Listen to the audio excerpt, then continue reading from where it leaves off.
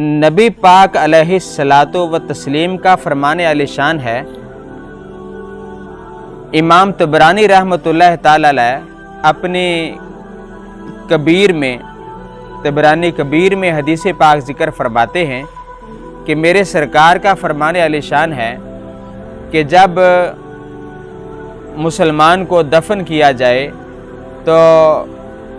اور اس کو مٹی دے دی جائے، اس کے سرہانے پہ کھڑا ہو کے کوئی بندہ اس کا نام پکارے اور ساتھ میں اس کی امی کا نام پکارے، تو میرے سرکار نے فرمایا جب ایک بار کہو گے تو وہ سنے گا ضرور لیکن اٹھے گا نہیں، تو دوسری بار جب پکارو گے تو میرے سرکار نے فرمایا وہ اٹھ کے بیٹھ جائے گا، جب تیسری بار اسے آواز دو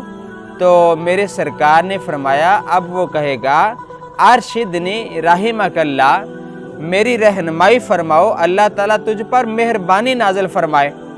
تو پھر سرکار نے فرمایا اس کو یوں کہنا چاہیے کہ اس کلمہ خیر کو یاد کرو جو تو دنیا سے نکلتے وقت تو بولا کرتا تھا، یعنی رضیت باللہ ربا و بالاسلام دینا و بمحمد صلی اللہ تعالی علیہ وسلم نبیا و بالقرآن اماما، یہ جملہ یاد کرو۔ تو میرے سرکار کا تو یہ طرز عمل موجود ہے کہ اپنے مرحوم کو ایسے تلقین کرنی چاہیے۔ اگر آواز نہیں پہنچتی مرحوم تک تو پھر سرکار کی حدیث کا، سرکار کے فرمان کا کیا مطلب ہوا؟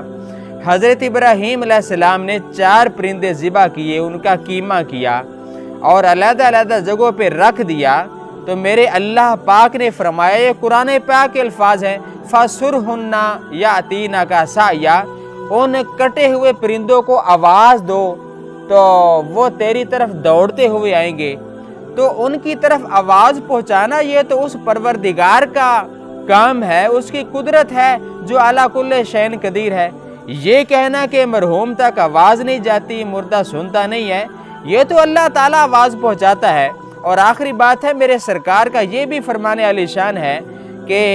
2 قبروں کے پاس سے میرے نبی پاک گزرتے ہیں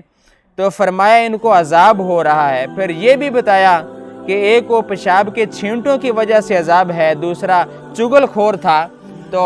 اس پر ان کو عذاب ہو رہا ہے۔ تو میرے سرکار نے فرمایا اس پر جو ٹہنیاں سرکار نے رکھی ان کو 2 حصے میں کیا اور فرمایا جب تک یہ تر رہیں گی اللہ کا ذکر کرتی رہے گی، اور جب تک اللہ کا ذکر کرتی رہے گی جو قبر میں موجود ہے اس کو انس ہوتا رہے گا، اس کا دل بہلتا رہے گا۔ اس حدیث